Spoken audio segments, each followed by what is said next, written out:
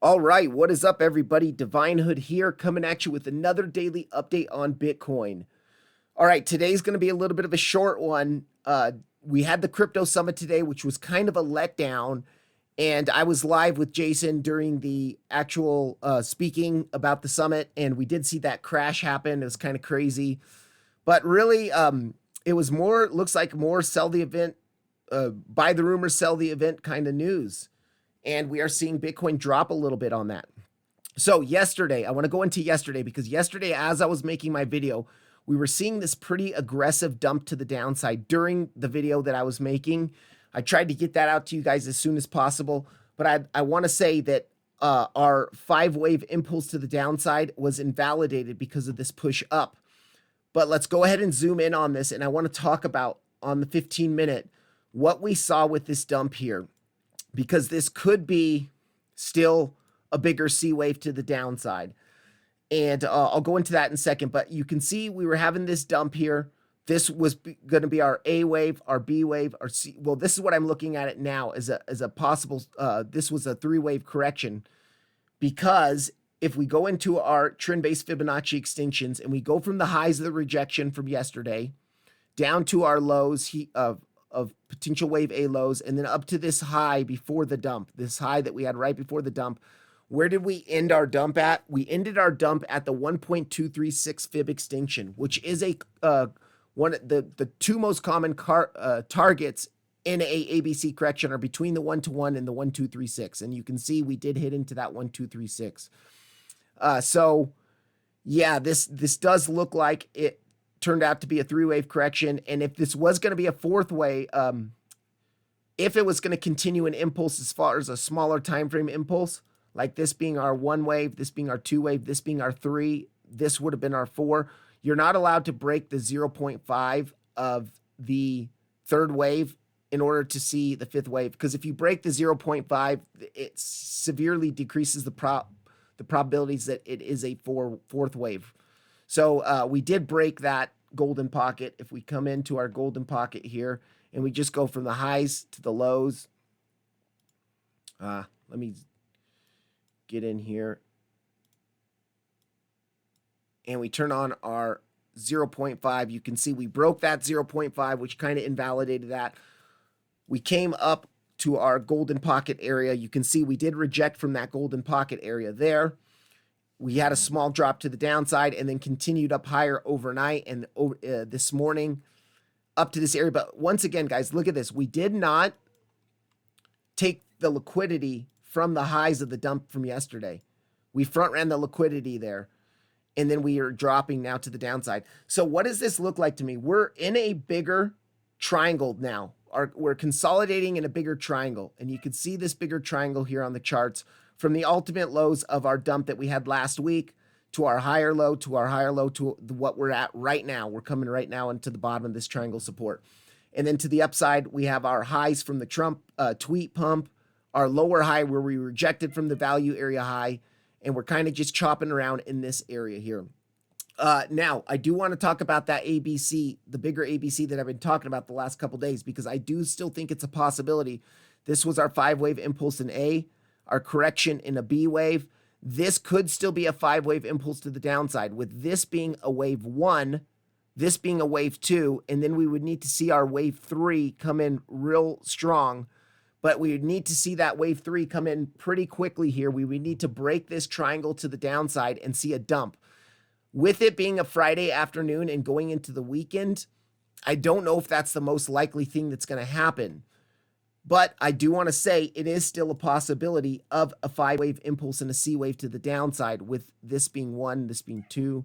So we would see 3, and we would really probably see 3 take out these lows here, 4, and then 5 maybe all the way down to the pitchfork support down here. So that's kind of what, if we're going to continue this 5-wave impulse down in a C, that's what I'd want to see. That doesn't mean it's going to happen. But let's zoom out on our perspective, and let's just look at what's happened. We were in a range from November 11th all the way until the Bybit hack, pretty much. And once the Bybit hack happened, we had our clear impulse to the downside, like what, $17,000 impulse to the downside, $18,000 impulse to the downside. 21,000, excuse me, $21,000 impulse to the downside. We lost our value area low of our range that we've been ranging in for like 90 days. Since then, with the Trump tweet, we had a push back up to retest that value area low. We rejected from that value area low and dumped again. Yesterday, we came up into the value area low, test again, and rejected again. So yes, we are consolidating in this pattern, but overall, we are still showing weakness on the charts because we are not able to reclaim the value area low of the range we lost. We keep rejecting from that range. And if oftentimes in bigger trends, after you lose something, lose a major support level, you back test it a couple times, you can consolidate for a bit, and then you'll see the dump continue. So I'm worried a little bit about this consolidation happening maybe through the weekend, and we see that dump continue and really kind of continue this distribution that I talked about last week in that video I made about Wyckoff distributions. I also talked about in that distribution video that we usually don't see a straight down. Let me get rid of some of this. We usually don't see a straight down push to the downside on the daily chart. Even in a distribution, you'll see aggressive moves like this, and then you will see small bounces along the way, even in aggressive distribution patterns. So yeah, that's kind of what I'm looking at here. We're bouncing. We're starting to consolidate. The chart on the daily still doesn't look the best. Look at money flow still continuing to come out. Our daily momentum wave is rolling over. And if we do continue to roll over, we can come make new lows below the lows where the anchored VWAP was. We have bounced from our anchored VWAP. And overall, you can see this pitchfork midline has been holding us pretty well so far. Yes, we did see a little bit of a aggressive dump below it in this area, one candle, two candle, two full daily candles below it.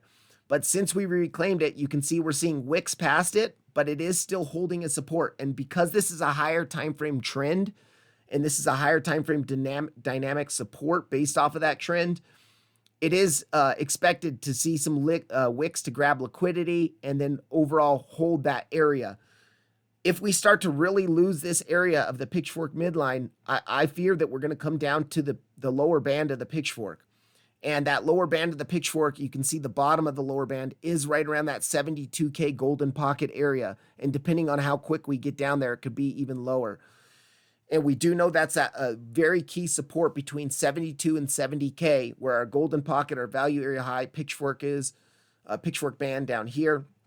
And if we did lose, say we start to break this down and we even come down here, if we did lose that, what would we see on the charts as far as possible trades? We could be seeing lower lows in the price action, and say this does roll over and comes down like this over the next couple days. We could be seeing higher lows in the momentum waves into our very, very key support around 72 to 70K. And that would give us daily bull divs at a major support. And I would expect a major bounce there. So we are setting up for a possible swing long opportunity if we do dump down to 72K, 72 to 70K. Until we lose this pitchfork midline, we just got to expect we're in consolidation, and we just monitor the lower time frames and we trade the range until it breaks. Because you can also see we are in a range here. After this dump here, you could pull the range a couple of different ways. You could pull the range, your fixed range volume profile, from present all the way to the bottom of the bigger impulse down. And you can see we're just in this volume profile. Anytime we come up near the value area high, we're seeing rejections. Anytime we come near the value area low, we're seeing bounces. Or you could even take this volume profile and you could pull it to kind of like here where it starts going sideways more. And it looks like it's starting to form a range here more in this area. It does change the value area high a little bit and the value area low a little bit. You can see that our point of control is at our pitchfork midline. And even if we come back here, point of control, okay, the point of control is higher on this here. Yeah, it's a bit of a mess right now. We're just consolidating in this triangle, and until we lose this triangle, with us going into the weekend, we could probably expect us to kind of just chop within this triangle over the weekend and maybe then make our move. Now, it could be to the downside based off of the higher time frame signals that we are seeing. Also, money flow coming out again on the hourly doesn't look so good. If we go to the 2-hour chart, money flows coming out, no bull divs at all. We're not seeing any potential. Even to make bull divs, we're going to have to take out this low down here. The lows from last night's dump, yesterday's dump. But I do want to talk about yesterday. Okay, so let's go into our bearish pitchfork. In yesterday's video, let me get rid of this real quick.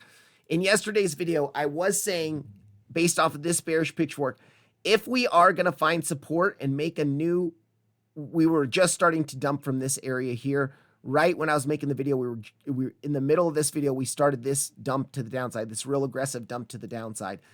And I did say in the video yesterday, if we're going to make a higher low, the area to look at would be our golden pocket. So you pull your Fibonacci pull from the lows to the rejection highs from yesterday on that bearish back test of the value area low. And I said the golden pocket in confluence with our bearish pitchfork midline would be the area where we would want to see a support come in. Well, look at this. We did dump right into that area. Yes, we saw a little bit of a wick past it, but this area overall was the support we were looking at, and it did hold, and we got to push up from there. Now, this alone, you should have at least had 1 or 2 TPs on this push up if you took that long.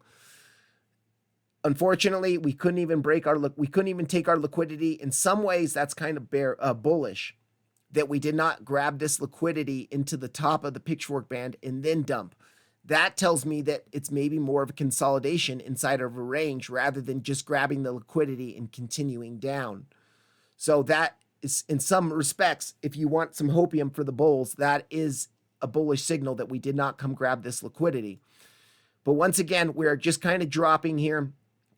And I do still think the possibility of our 5-wave impulse to the downside in our C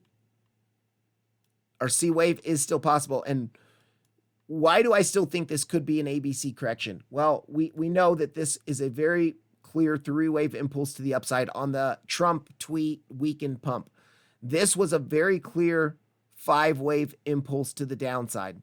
So, and then this here, this was a mess. I even talked about this yesterday. This is really hard to count because it doesn't look very 3-wavy.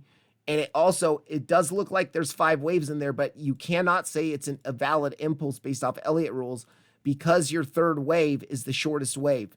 And that's a hard rule in Elliott waves is you cannot have your 3rd wave be the shortest wave here. So even though we do actually see a structure of 5, 1, 2, 3, 4, 5 here, this cannot be counted as an impulse.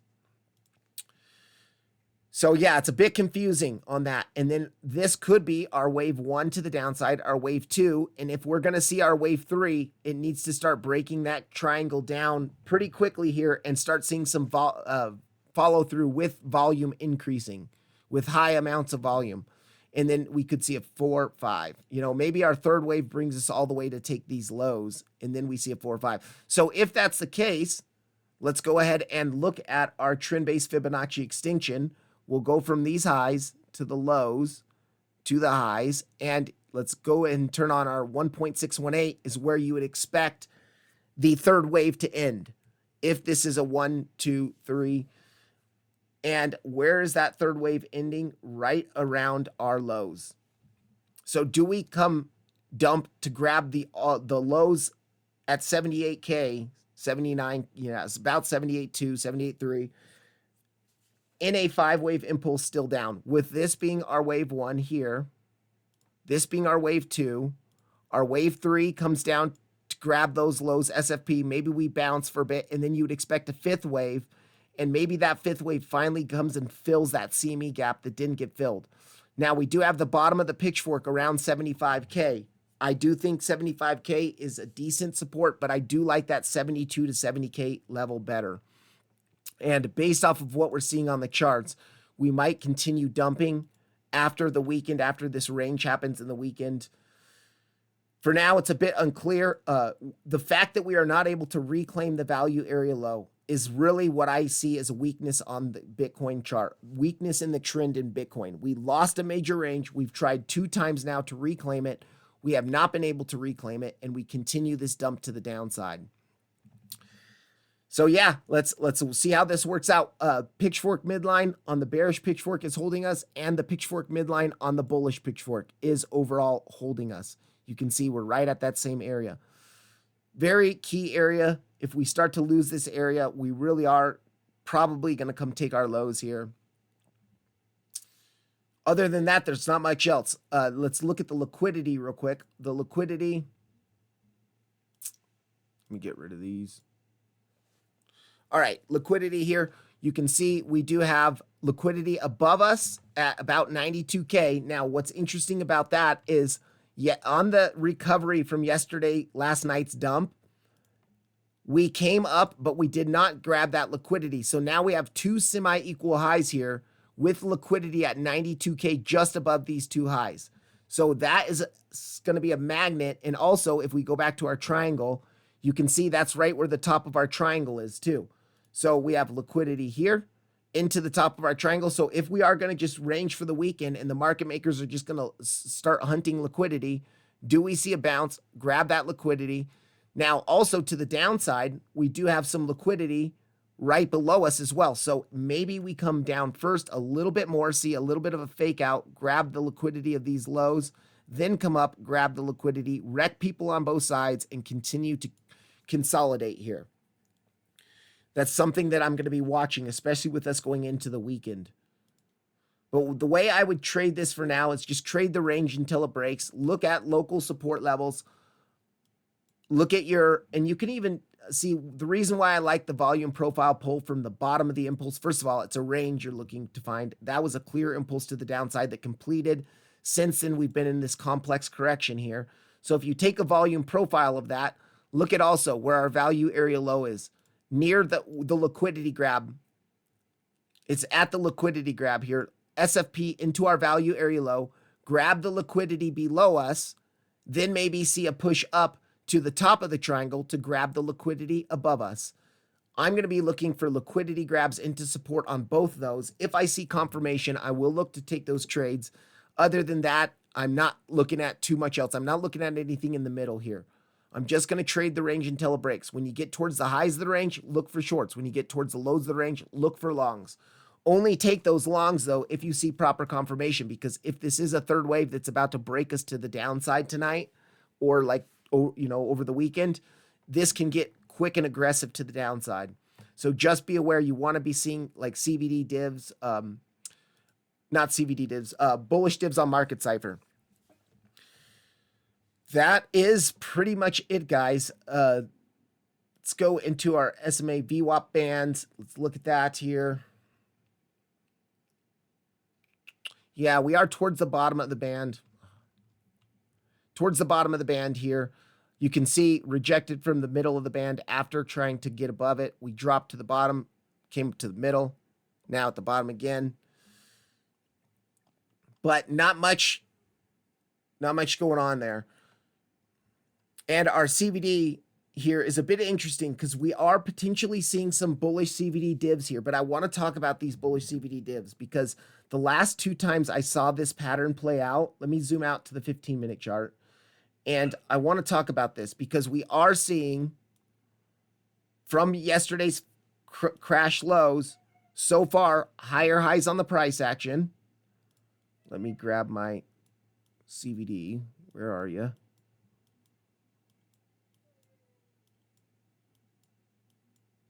Oh, come on.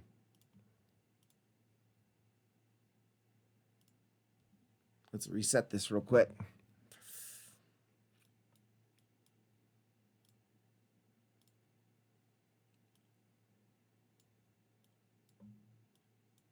Where is this guy at?